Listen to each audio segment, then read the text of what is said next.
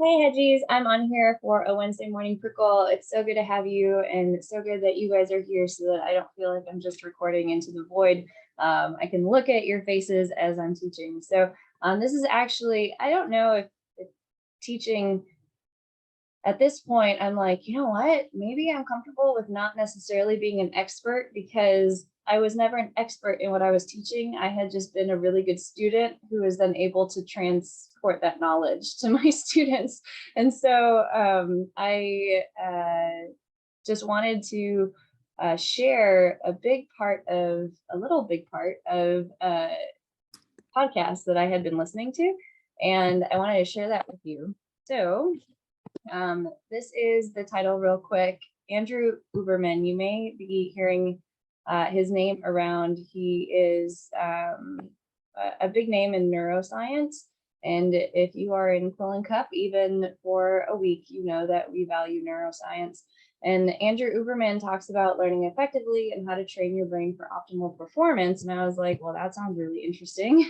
And Cody was like, here, let me tell you about it. And so I'm actually listening to it again and taking notes. So this is precious on my mind, and I wanted to give it to you while it's precious. So some of this might be a review for you, but in the context of writing, hopefully it helps you see something from a different perspective. So the nervous system is our brain, our heart, our spinal cord. It's just like all of it, right? And so the brain, like, you feed information into it, your muscles, you are like strengthening them. But the nervous system, this is the first time that I learned that the nervous system is literally built to build itself. Like it exists only in order to recreate itself and to make itself stronger and to reinforce itself and to pivot and to change and to adapt to your environment. And so when you, let me see where I'm going. When we're children, we're learning passively. We're very active in our environments, and that learning comes naturally to us. It doesn't feel like it's necessarily difficult. But then when you think about when you were in, oh, Laura, I'm so glad that you're here. I've been thinking about you this entire time that I'm like, I need to record this coaching video. For some of us, learning was not a positive experience. And learning felt hard, and it was overwhelming, and it was like, I don't like this feeling. And it's that feeling that I want to talk about, because that's what Andrew Huberman talks about. So this agitation at first feels like something to back away from. So I'm thinking about Carrie when she's thinking about how to create her hardcover series. That is new, that's overwhelming. I'm thinking about us when we don't know how to build our author newsletters, and that feels overwhelming. And so we're just like, Jen, help us.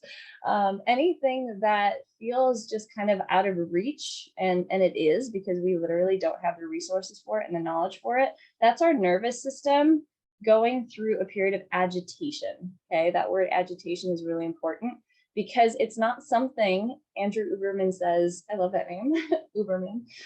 It's not something to back away from. It's very natural for us to be like, well, I obviously don't have what it takes to do this, because you've never done it before. So your nervous system hasn't been built for it.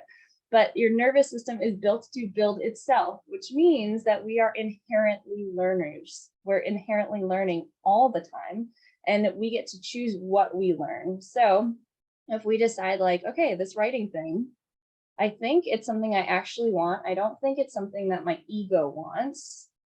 Sometimes I think we might flirt with that idea. Like, do I just want to write? I had this feeling like, do I just want to write because I want the label of author? That's an ego thing. Do I just want to write because I want the praise? That's an ego thing. Do I want to publish this book because I want to be the #1 New York Times bestseller? That's an ego thing. But if we're writing because we genuinely love the story, we love the characters, and we're willing to kind of put up with those moments of agitation, then we are deliberately choosing to build our nervous system around that. And this, like, the feeling of overwhelm, he even says some great words: being perplexed, confusion, overwhelmed by information, all of these moments where we would be like most tempted to jump off ship and be like, this isn't for me. That is actually when the circulation of chemicals is the brain and nervous system saying, aha, now I need to pay attention and change. So when you feel that, that is your cue, that is our cue that learning and change is about to happen. And we are about to be the person who knows about the author newsletter. We are that person who's about to have a hardcover textbook series. We are that person who, you know what I'm saying? Like this is just like to me. And so I needed to share that with you because it is not to be avoided. It's the edge to where learning is beginning. We can't have the learning, we can't change and become the authors and writers that we yearn to be, not because of an ego, but because of what we really want. A little bit of healthy ego is good. It drives us, but it's that discomfort that is actually our green flag. That's like, yes, keep going. You're doing great. Our chemicals are working for you right now, not against you. Keep going. And when we feel like, but how? That's where the magic of Quill Cup happens, where it's like, just help me find one person who knows a little bit more than I do.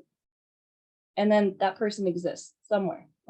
We are literally building this network where we can have access to that. And each one of you is part of that network. And when we say, I actually don't like network, I think that's kind of like, what's in it for me? Like, I'll give you something if you give me something. Let's stick with brain trust.